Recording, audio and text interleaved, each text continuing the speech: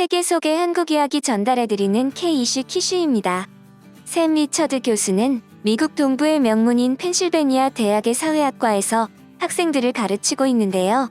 교수님은 문화적 격차를 해소하기 위해 학생들과 직접 토론하는 수업으로 유명합니다.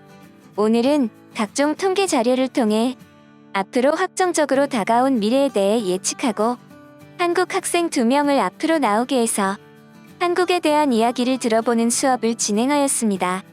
I'm calling this class Who Wants Kids? And an issue that I think is worth talking about. The population of the planet is shifting quite notably, actually. And it's worth taking note of because it really has an impact on what the future is going to look like. And now, not for me, because, for me, I mean, I'll be dead soon enough.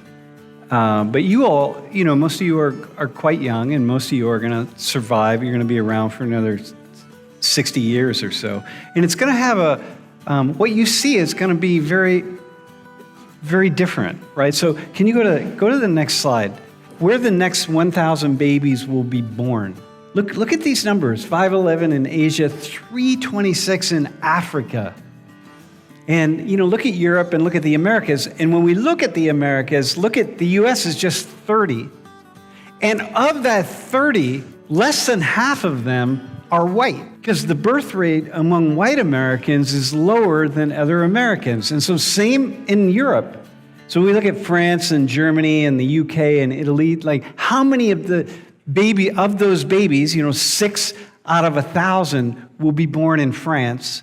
Where the next 1,000 babies are born at any moment, 6 in Germany. But of those babies, a good percentage of them are not white either.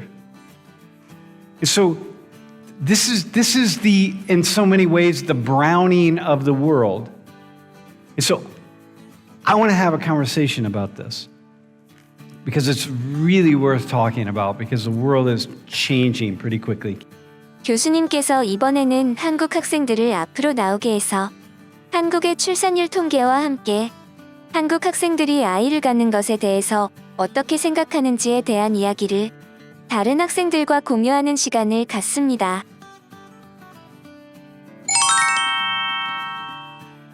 Hey, so can you introduce yourselves and say where you're from? Hello everyone, my name is Junho and I'm from South Korea. Hi guys, my name is Leah. I'm from Korea, so my Korean name is Hyunseo. I want to have a conversation with the three of you about a very different issue. And the issue is a really low population rate, a falling population rate. So here's a question. So the replacement of a population requires that every woman born in that particular population group has 2.1 children.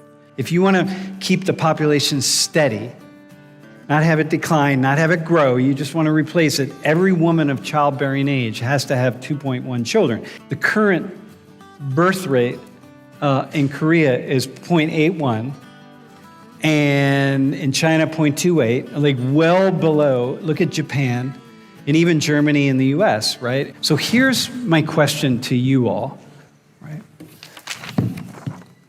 When you think about having children, what are you thinking about? Junho, how about you? Do you want to have kids?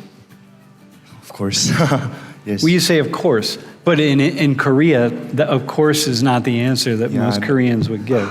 I know, but from my perspective, having a kid, the start of my life, studying, getting a job, and earning money is a preparation stage to begin my actual life. So that's why I say it, of course, for me having a child. But I prioritize a well-being of my kids, future kids. For example, provide their education or money to get a stable job or be stable with their future family, to maintain to fulfill their role as a parents or as a human. Yeah. I guess. Yeah, that's a priority for me. Leah, how about you? About having children, are you planning to have kids? Yeah, I do, but maybe just one. Yeah. Because when it comes to having a kid, I believe I will need to be just financially stable. Also, I will need to consider my marriage, how stable it is. Yeah. Because I know I was pretty privileged and I know how my parents dedicated to my life. Yeah. I feel a lot of pressure and responsibility of having a child and let them feel the joy of the environment, just the earth in general. So here, if I think about having children, okay, I want to have kids. My wife and I have a couple kids, right? We deal with the child up to the age of 5, and then they go to school. And they go to the school down around the block, and we pay our taxes, and that's it, and that's what's expected of us. So that's just like, okay, here we go. Our child goes to school, and then the child's going to graduate from that school, and they're going to go to college, and they're probably going to go to Penn State because, you know, we work here, so we get a tuition break, and so it's great. They're going to go to Penn State. But that's not life in Korea. It's like you're working to get your child to the best school, and then they got to go to all the cram schools and the academies afterwards. So you're looking at like, you know, you're going to start at like 7 in the morning, really, and you're going to go to about 10 o'clock at night. And even you get home, did you even study when you got home? After you got home from cram school, did you also study? I did because I was an academic student. Wait, so hang on. So you get home at like 10 p.m., and then you're in your room studying still? At least in high school, I did. So Americans, right? Just in particular Americans, you probably had a similar experience, right? Yeah.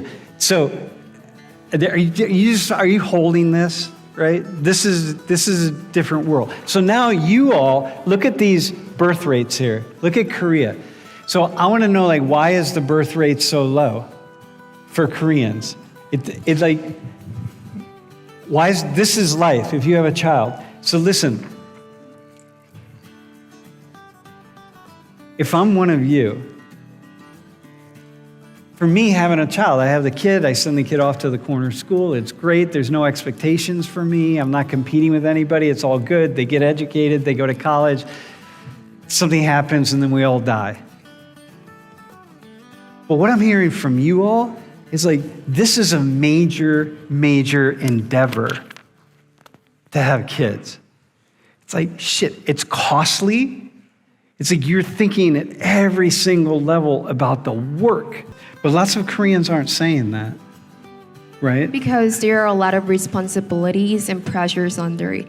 Then under the name of the parents, they have a lot of responsibilities and a lot of contributions and devotions. Mm-hmm. And there's a lot of competition. It's just so incredibly stressful. Besides just financial stuffs, just get into a really good schools or even getting into good cram schools, it is limited and it has to be really competitive.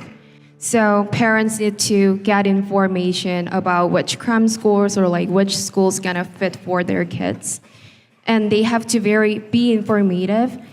And just to be informative, they have to talk a lot with the parents around them and they have to socialize with them. So you got a whole country here that is operating on this idea of education and having to really provide for children. And it's very stressful. It sounds just incredibly stressful for me.